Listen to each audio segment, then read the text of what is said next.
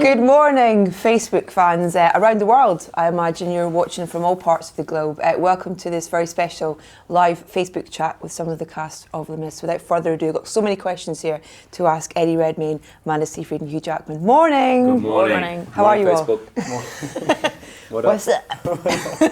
Let's start with a question for you all, if that's a nice way to start things off. This is from Josh Collins, who says, what kind of research did you guys do for your characters? Eddie, do you want to start that one? Yeah, the Les Mis is based on this brilliant book by Victor Hugo, and did you hear about it? No. It's very big, wildly intimidating.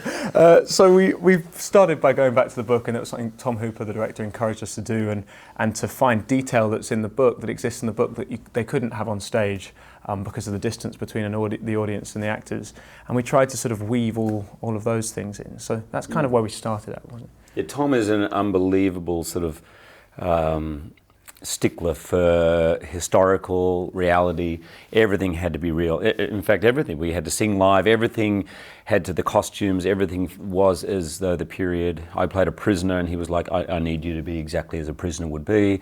The hair, the body shape. And so we did a lot of historical references to make it feel real, because when you're singing, obviously, it's not real. But I think the effort to make it feel as emotionally and physically real as possible was important. Amanda, what about you? Just turned up. Just kind of came, put some beautiful silk gowns on, and called it a day. No, I mean, it's just, listen, I play the beacon of hope in this movie, and I feel like I was just, it's just worlds away from what these guys had to do, especially You just have it. You just are a beacon. You are. I played myself. Yes. She wasn't playing anyone then, And apart from herself. grounded in reality as much as possible. That's how I justify my job. No, there were also fun things of, like, we got to, the students got to learn how to shoot and load muskets and horse riding. And did he go to prison? Yeah, I went to prison and sort of spent time with the prisoners. It was 6 years, but I don't really want to talk about it. Exactly. But there was no lengths I wouldn't go for the research. I even went to France. I spent a month in Provence. A month. Not a whole month. Oh, a whole month with my family in this house up on a hill, drinking French wine and croissants and bread and foie gras. A month. Things I did you a do road for your trip art. from Calais to Saint-Tropez. I'm serious. I actually did it right through every town, Champagne, everything, the Rhone. All in the name of research. Exactly. Wow. Yeah, Things you do for your art. Yes. I literally did justify a 6-week trip to France as research. Yes. Don't worry, I'm not claiming tax deductions. Exactly. Yeah, I don't think that'd fly. Come hunt you down. Yeah. Emily Jones has got a question for you, Hugh. She says she knows you've been in lots of musicals. Is doing a movie where you're singing live always been one of your dreams? Yeah. Thanks, Emily. It has. I have weirdly had these kind of schizophrenic career of doing movies and doing musicals, and I have always wanted to do one. I did get offered one, which I probably should have done. I turned down about 10 years ago, called Chicago. Oops. And yes, no, sorry. I don't won the Oscar, but whatever. But I felt I was too young for it, and then as soon as I saw the movie, I was like, makeup. Why do I want makeup? And so I've been waiting to do one for 10 years. When this one came out, I was literally stalking Tom Hooper. I made him have a meeting with me before he'd even signed on to the picture. You know, it was embarrassing. Outside his house. Yeah, pretty much. Turn up at the door. Yes. Morning, me again. I love the King's Speech. Coffee? Yes. You're allowed to. Yeah. I spoke in French only. Ketchup or brown sauce? Amanda, a question for you from Steph. This is, how do you feel knowing that although you're only acting, the story is made up, the events are real, and people, gave their lives for their beliefs and fought for their freedom? Is it empowering to be part of something that, has that kind of dynamic behind it? Oh yes, Steph. Yes, it's incredible how much this kind of all these themes in this movie kind of transcend these generations and this whole era. And right now, we're kind of, I think the fact that this works so well because we're always going to be struggling in these ways. We're always going to be moved by love and passion for fighting for what you believe in, and the power of redemption is just, it's just all is so relevant anyway today, and it's nice to be part of a movie that inspires people to feel and to be aware and conscious of our society and the injustice everywhere, and it's cool. I mean, I'm totally honored to be part of something that has a real theme to it. Yeah, I'm always moved by that part of the film and the story when, you know, the police tell the students it's over. You know, the Paris hasn't come to your rescue. You can give yourselves up now. Yeah. And they choose not to, and it's sort of humbling, really, isn't it? Because at this point, you know it's over for them. You know there's only one real outcome, but they stand up for what they believe in, even if the result of doing that means death. And it's, you know, it's pretty humbling. You know, playing all these characters, I used to go home and think, oh, I've got a lot of work to do in my life. You know? Jean Valjean does the same, though, in terms of, you know, Marius and Cosette, when he sees that love and he pulls Marius out of that and knows that he's going to lose Cosette, you know, in the end to that. So I think if Jean Valjean had have known in advance how far he would have had to have gone through the sewers and how heavy Marius was in reality, he really would have changed his mind. But there was a certain point where he's like, I've gone this far, why not? Mate, I lost a lot of weight for this part, and I think you could have gone to a little more effort. I'm just saying. I love the fact that we did. There is a sewer scene in this, in which Hugh is referring, in which the poor man had to carry me. I was playing dead on his shoulders, swimming through sludge, basically for 2 days. And there was a sort of lighter, slightly smaller stuntman who was brought in case, you know, because we were going to be covered in sludge. You could have a sort of half day of having someone that was lighter. But he was a jockey. He was a jockey, exactly. Given that Tom Hooper likes to go for gritty reality, and of course I was sat in my trailer going, perfect, that's great. I'll just but Tom kept forcing me to come back, and he was like, oh God, really? The 6'2" guy, really? Exactly. just lying there, I'll just be here having a nap whilst you get through this peak. I don't think your bum's ever going to get as much screen time as it does in it. Because if you imagine, it's pretty much, there's a lot of close-ups. There's a lot of close-ups, and we are swimming through sludge. It definitely looks like I've soiled myself. Great, yeah. Wow, you guys know each other really well. Oh no, I always pictured, when I saw it, I was always wondering, like, before every take, you'd be like, just throwing over, just really into it. It's beautiful. Eddie, question for you from Aya. She says, from the clips I've seen, you seem to be really good at singing. Have you had much experience before? That's very kind, thank you. What's the real answer? What is the real answer? I sang when I was a kid, and I loved singing. And actually, Cameron Mackintosh, who produced a musical which is running still of Oliver. And I was in, when I was about 10 or 11, I was in Cameron's production of Oliver. Really? And I was urchin number 34, / book boy. I had one line that was books you order from the bookseller, sir. And it involved that hand movement. That's why I did it. So when I met Cameron, and it was directed by Sam Mendes, that thing, but of course I was one of the 800 children in it, and I never met Sam Mendes, but it remained on my CV until I went for a meeting with Sam Mendes a couple of years ago and realised it was probably quite embarrassing. He'd be like, oh, we worked together, and I have no idea who you are. So, but yeah, no, I sang when I was a kid. But what was lovely about this is not having sung for a while. When you do these films, you get the best sort of vocal coaches in the world to help. And he's being so self-effacing. I'm going to step in here. You all are. Okay. You all do it. Yeah, but hang on. He's incredible. He's professional. In fact, a mate of mine in New York who saw it, who's a self-proclaimed hater of musicals, he loved the film, and he said, "Man, that guy, the singer guy, the one who's in love with your daughter," he goes, "He can really act." And I was like, "I'm going to tell Eddie that." That's genuinely the greatest compliment. Yes.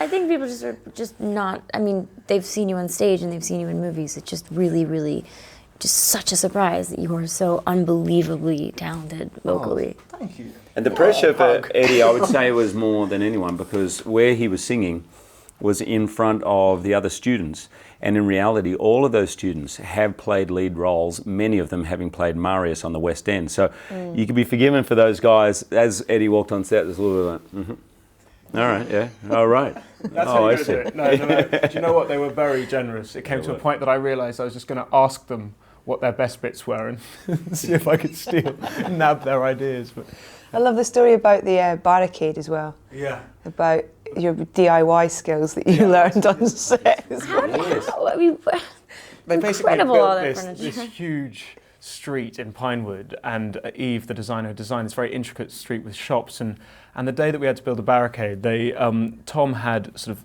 60 peasants, 30 students, and then got 5 cameramen dressed up as peasants and sort of hid the cameras in tarpaulin, put 10 minutes worth of film in the camera, and said, build a barricade, action.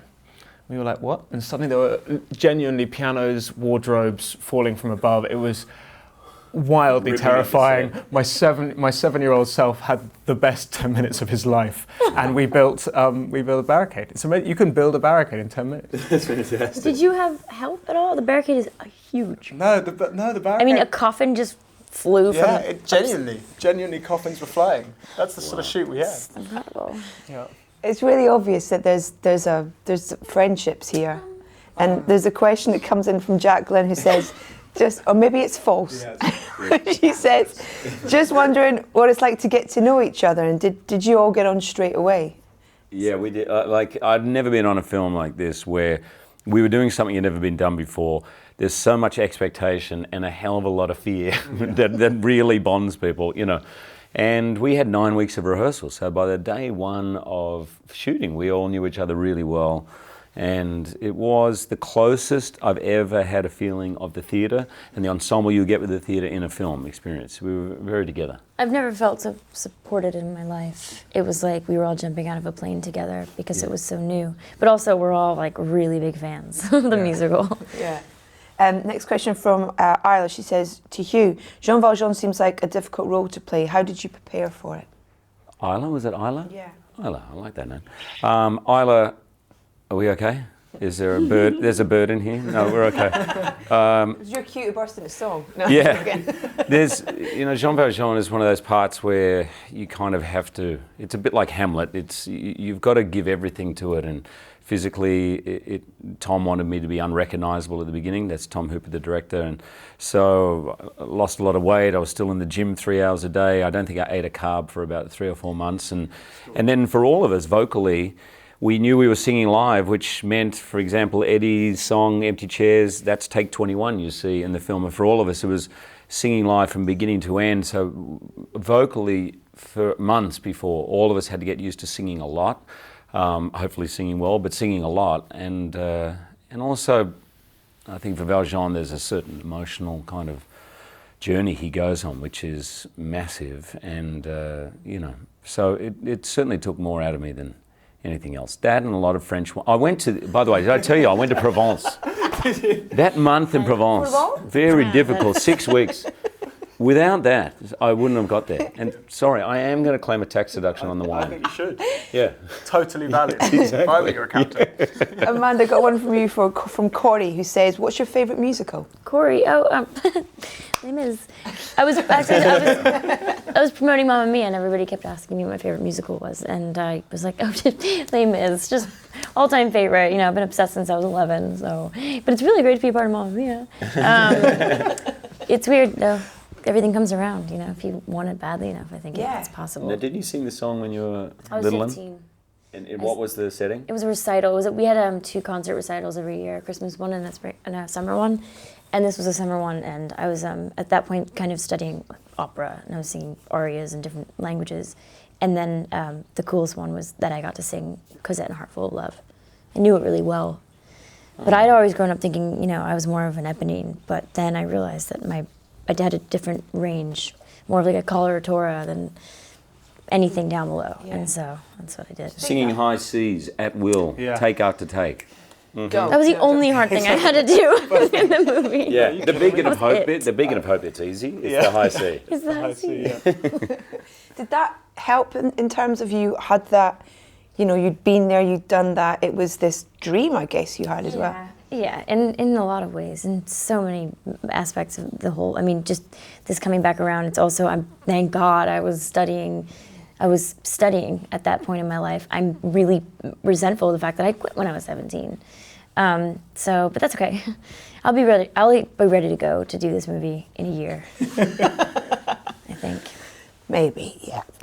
This from Jenny. She says, if you were granted the opportunity, Eddie, would you perform in the stage production of Les Mis? Good question.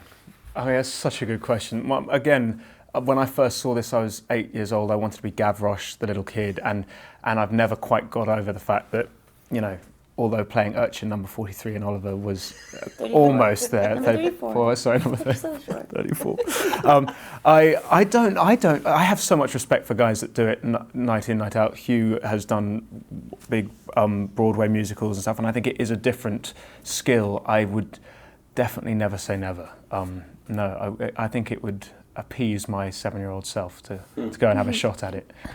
When you're all picking up awards, I'd like to see a big ensemble piece of you all singing together when you pick up those. You know, we're still talking about that with Are you? Cameron. Yeah, Cameron's like, I'll make it happen. No, I'm serious. I'll make it happen. I was like the same thing like that you did in the O2, but with all of us. Yeah. I just really want that chance to try again. But Hugh's going good. Really? What? Know what you're committing to. I think we've got time for one more question. This one's for Hugh. This is from, Caitlin. What's the biggest challenge to an actor in adjusting to the camera, set and atmosphere when you're still trying to make everything look natural and organic? Yeah, I'm someone who came from the theatre first, so I'll admit, Caitlin, that when I started in film, it's trusting yourself that you really only have to think it. You only have to internalise it. And in fact, on film, often the most powerful moments are what are not said, what's not said, rather than just the dialogue. And you can't indulge in that too much on stage because often there's rhythm, you need to keep things moving. And so just being able to trust, and with singing, I think what all of us learned off Anne, when Anne came in, she'd been practicing actually singing with a relaxed face, because sometimes when you sing big numbers you can contort your face, and she'd sort of mastered that art. And so I was like, okay, let's go. I started singing in front of the mirror and just trying to work things out. So there are some challenges for the camera, but in the end, acting is acting, and it comes from within. And when you're acting with someone else, it's about trust and listening and being with your other partner. And that's all you have to worry about, you know, just listening and being present. Did you all kind of, you know, when it wasn't you on set, on, you know, doing your piece, would you watch the other actors do their stuff? It was weird for a film in the sense that on this film people would come in on their days off just to come and sort of gently pretend that they had a costume fitting, just to go and watch other people do things. And it was like every day was like an opening and a closing night. So when these guys are singing their songs, I was always there when you were singing this song, but when they did Heart Full of Love, which is, I heard in rehearsal so many times, is one of my favourite moments in the show, you wanted to be there because you knew that day, at the end of that day, that song's not being sung again. It was a weird thing as an actor, but also for everybody, you didn't want to miss out on that opportunity. And just because we liked it, I mean, I just wanted to show up to set because I didn't want to be anywhere else. It's a big moment for all of us. Every day was just, we treated it like our last. It was really special. It doesn't happen like that. Well, I'm afraid we've run out of time. Ooh, thank you to everyone on Facebook for your questions and for being here. Look forward to that ensemble piece. Yes. Really cannot wait, and congratulations again. Thanks, guys. And by the way, I'm continuing my research next summer in France. If anyone would like, I'm going to do it every year. You can never do too much research, even after the head to the Bordeaux. Maybe. Champagne? Thanks, guys. Thank you so much. you. Thank you. Cheers. Thanks.